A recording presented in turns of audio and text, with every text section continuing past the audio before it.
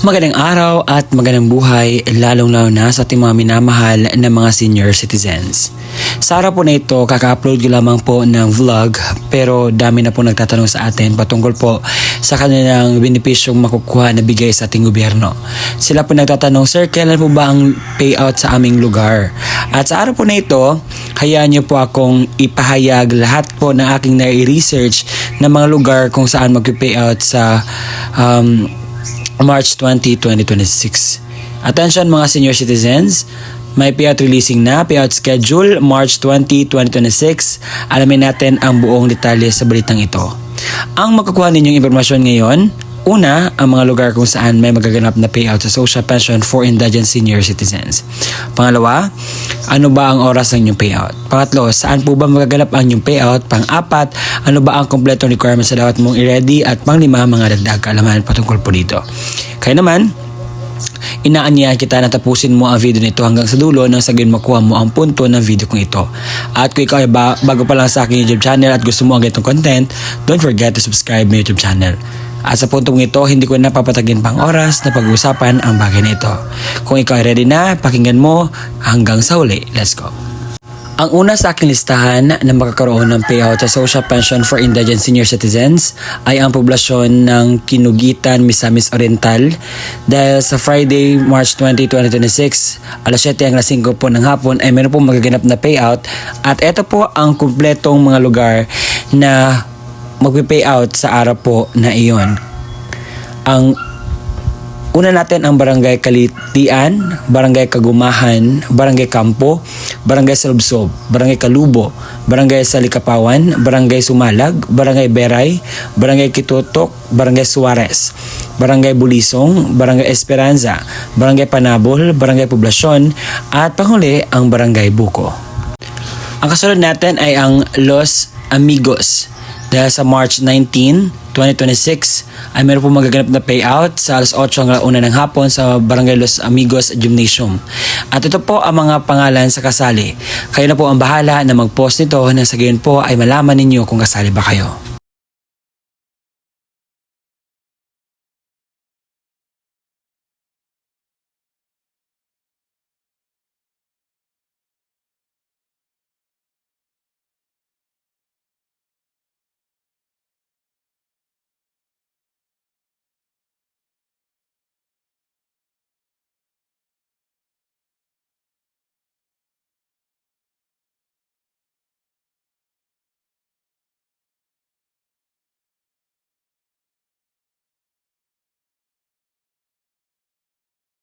Sa Misamis Oriental, sa munisipalidad ng Mantikau, meron po magaganap na payout sa March 19, 2026 alas 8 ng umaga sa Punta Silom Covered Court.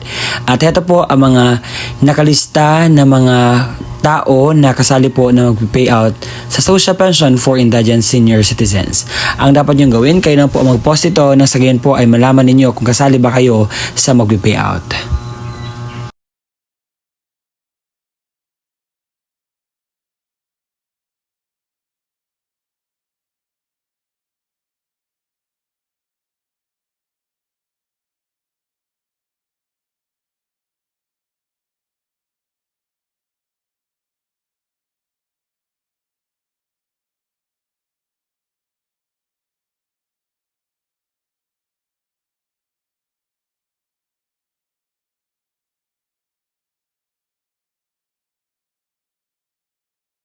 Sa Santo Tomas, Davao del Norte ay meron po magaganap na payout sa March 19 at 20. Unahin natin sa March 19 sa Barangay Pantaron sa Pantaron Gymnasium alas 8 hanggang 12 ng tanghali. Sa New Katipunan Gymnasium ang payout alas 1 hanggang 3 ng hapon. Sa Barangay Magwawa Gymnasium alas 8 hanggang 12 ng tanghali. Sa New Visayas Gymnasium alas 1 hanggang 3 ng hapon. Sa Tibalog mula M hanggang Z sa Cultural Gymnasium ang oras po ng inyong payout alas 8 hanggang alas 3 po ng hapon. At sa March 20, 2026 naman, ang inyo pong payout ay sa OSCA office alas 8 hanggang 10 ng umaga sa mga unclaimed or hindi nakuha ng mga pensyon, meron ba kayong chance to get your pension na makuha pa ninyo? So punta lang po kayo sa March 20, 2026 para po ito sa mga hindi pa na-claim or hindi nakuha due to some reasons. At ito po ang chance ninyo para po puntahan at kunin ito. Sa OSCA po ng Boston ay meron po magaganap na payout sa March 19 and 20 sa lahat po ng indigent senior citizens. We encourage all eligible indigent senior citizens to come on time and bring the necessary documents for smooth processing. Thank you for your understanding. Sa Barangay San Pablo Rojas, meron po magaganap na payout sa social pension for indigent senior citizens sa March 19, 2026, alas 6 hanggang alas 10 ng umaga sa Barangay Community Center. And please bring with you the senior citizens ID and photocopy of ID or the ID with the ATM cash card. Sa lugar po na Magiling ay meron po magaganap na payout sa social pension for indigent senior citizens sa Barangay Magiling. Sa alas 8 hanggang alas 12 ng tanghali sa Barangay Gymnasium po ang inyo pong payout na magaganap. At ito po ang mga listahan sa kasali po na mag-payout sa social pension for indigent senior citizens. Kayo na po bahala ang mag-post nito.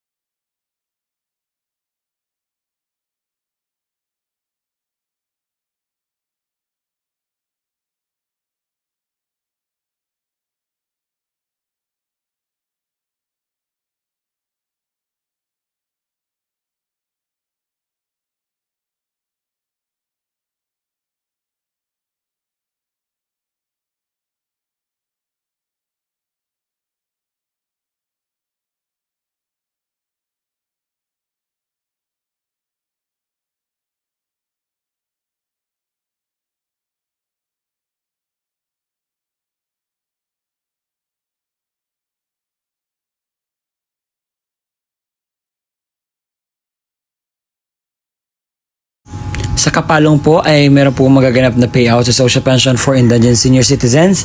Sa lahat po ng mga hindi nakuha na mga payout ay pupunta po kayo sa March 20, 2026 sa alas 8 hanggang alas 10 ng umaga sa OSCA office po. Magandang araw sa lahat po ng senior citizens. Bukas po March 19, 2026 sa ganap na alas 8 ng umaga hanggang alas 12 ng tanghali ay payout po ng localized social pension. Dala lang po ng inyong senior citizens ID. Yung hindi nakapunta sa gumawa ng authorization letter, pumunta po, magpicture po magkasama ang recipient at authorized person. Sa mga subdivision, pupunta sa Hillsview Club. May payout sa March 20, 2026. Ito po ang mga listahan ng mga magpi-payout. Ito po yung National Social Pension Payout at kayo na po bahala ang mag-post ito sa mga kasali po sa magpi-payout. Nakalista po, ito po ang mga pangalan.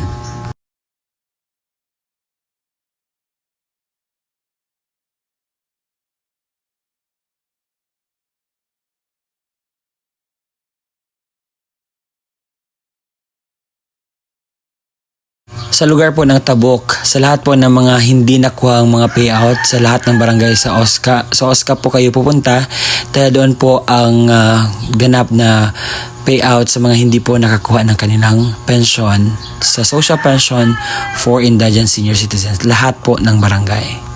Sa Barangay Kaagaman, sa Kaagaman Gymnasium po ang inyo pong payout. Alas 8 hanggang 11 ng umaga na may 140 pensioners. Sa Barangay Parudon Norte, sa Parudon Norte Gymnasium, alas 8 hanggang 11 ng umaga na may 188 pensioners. Sa Barangay Sanha, sa Sanha Barangay Hall, alas 8 hanggang 11 ng umaga na may 116 pensioners. Sa Barangay Bisago, sa Bisago Barangay Hall, alas 8 hanggang 11 ng umaga na may 135 pensioners. Sa Barangay Plaza, sa Plaza Barangay Hall, alauna hanggang 3 ng hapon na may 101 pensioners. Barangay Bukig, sa Bukig Barangay Hall, alauna hanggang 3 ng hapon na may 70 pensioners. Barangay Mabangok, sa Mabangok Barangay Hall, alauna hanggang 3 ng hapon na may 138 pensioners. At Barangay Parudon Sur, sa Parudon Sur Barangay Hall, A to Z na may 135 pensioners. Sa Probinsya ng Camarines Sur, sa Munisipalidad ng Pascao, meron po magaganap na payout sa March 20, 2026, alas 8 ng umaga sa Kuranan Covered Court po magaganap. At ito po ang mga listahan sa mga tao na kasali po sa mag-payout sa social pension for indigent senior citizens.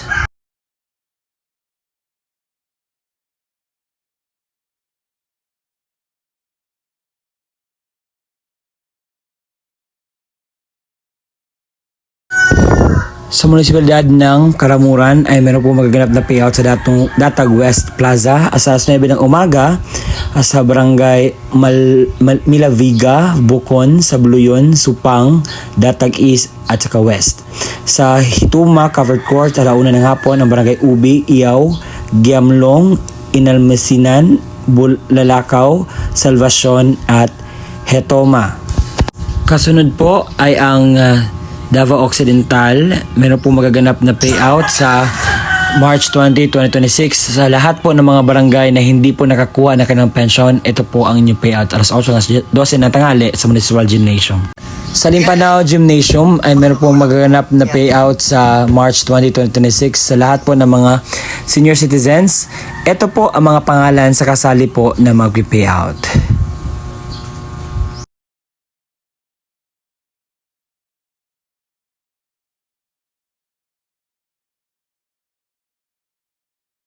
Sa Punta Silom, 267 pensioners sa Punta Silom Covered Court.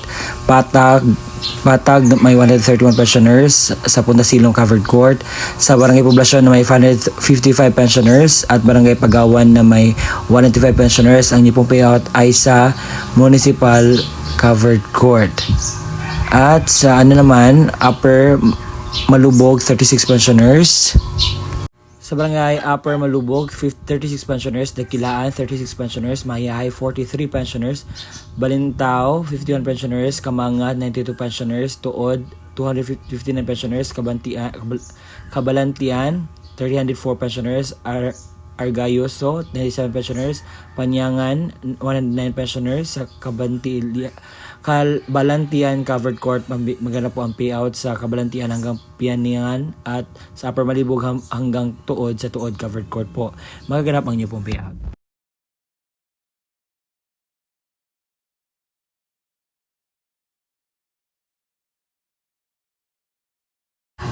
Sa Occidental Mindoro, meron po magaganap na payout sa March 20, 2026 alas 8 hanggang 12 ng tanghali. Ang Barangay Mapalad handang tumulong silahis ng Pag-asa ng Bayan.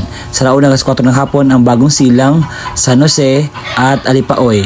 Ito po ang mga kasali na mag-payout po sa Social Pension for Indigent Senior Citizens.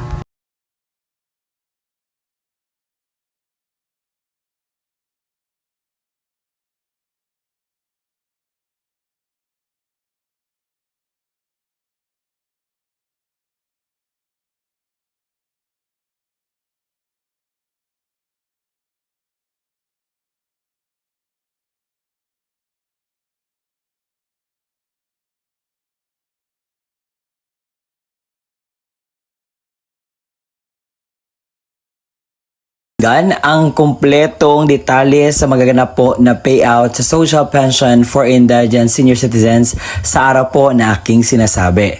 At baka may nagtatanong sa akin, Sir, totoo po ba itong sinasabi ninyo? Baka po mas-scam kami. Ang lahat po ng aking ibinabalita sa inyo ay totoo pong mangyayari. At Sir, bakit wala po ang aming lugar dyan? So kung hindi nyo nakita ang inyong lugar sa aking vlog, ang pwede nyo pong gawin ay pumunta kayo sa pinakamalapit na barangay sa inyo at tanungin po ang update, kailan po ba at lahat ng impormasyon na kinakailangan mo. Dahil hindi lahat ng mga lugar ay nagpo-post dito sa online na kung saan dito ako nagre-research. Ang nakikita ko lang po yung mga barangay mismo na nagpo-post dito at binavlog ko nang sa gayon po maging aware po kayo. So kung may mga barangay man kayo na hindi masyadong nagpo-post online, so pwede nyo pong puntahan dyan nang sa gayon ay maging updated po kayo. Okay? So magtatanong kayo, Sir, ano ba ang mga requirements na dapat namin i-ready para po sa payout? So na ilista ko na, nasabi ko na kanina lahat ng mga detalye. Kung may katanungan ka pa, you can just ask the question. O ito na ang kumpletong detalye ng mga requirements na dapat mong i-ready para po sa inyo pong payout na makuha. CSWDO, At OSCA na mayroong original na pirma na MSWDO, OSCA, Senior Citizens at Authorized Representative. Isang malinaw na photocopy ng government-issued ID gaya ng SSS, updated PhilHealth ID, Barangay ID, UMID, Voters ID, updated voter certification, updated police clearance ng authorized representative at lagyan na 3 original na pirma o thumb mark katulad ng ipapakitang ID.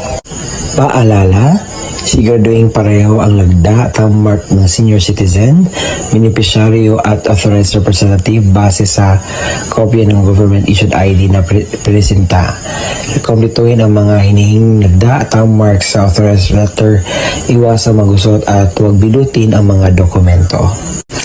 Kung namatay na ang beneficiaryo, isang malinaw na Xerox ng ID ng pensioners, warranty letter na nagmula sa MSWDO, CSWDO o OSCA na may pirma ng MSWDO, Xerox ng death certificate ng beneficiaryo na mayroong serial number, isang malinaw na photocopy ng government-issued ID gaya ng SSS, updated PhilHealth ID, updated Barangay ID, UMID Voters ID, updated voter certification, at updated police clearance ng authorized representative at lagyan na 3 original na pirma o thumb mark katulad ng pinapakitang ID. Paalala, kompletuhin ang mga hinihinging lagda o thumb mark sa warranty letter at iwasang maggusot at huwag bilutin ang mga dokumento. Kung wala ang death certificate, kinakailangan ng certificate mula sa MSWDO, CSWDO na nakasaad ng pagpatunay na ang beneficiaryo ay patay na at kasalukuyan inasikaso ang death certificate. Huwag kalimutan magdala ng iyong ballpen na itim, payong at saka tubig. At kung meron na doon na po kayo sa payout, kinakailangan niyo pong gawin ito. Kinakailangan kumain muna kayo before pupunta sa payout. Magdala ng sariling ballpen, inumin at gamot kung kinakailangan. Baka pagdating po doon ay medyo mas ready tayo para maiwasan natin ang mga darating pang mga sakuna. At ang gagawin niyo po is magpila po sumunod sa mga alituntunin ng payout. Nasanay nakuhanan niyo po ng aral, impormasyong tama ang vlog na ginawa ko ngayon. Ang purpose lamang po nito is to aware you about the happenings and the benefits na makukuha ninyo sa bigay po ng ating gobyerno. Kaya naman, kung nakita at napakinggan ninyo ang balitang ito na urgent po at kinakailangan yung puntahan, kinakailangan yung i-clear, kung ano man yung dapat yung i-ready, gawin nyo na po yan ngayon. No? Sa ngayon po ay makuha nyo po ang inyo pong benepisyo na galing po sa ating gobyerno. And congratulations po sa lahat po ng mga makakatanggap ng pension at makukuha na kanilang payout. At kung nagustuhan nyo ang aking vlog, paki-subscribe naman at paabutin natin ito ng 100,000. Konting-konting tiis na lang. Salamat po sa inyong tulong dahil makaabot na tayo ng 100,000. See you in my next vlog. Bye-bye!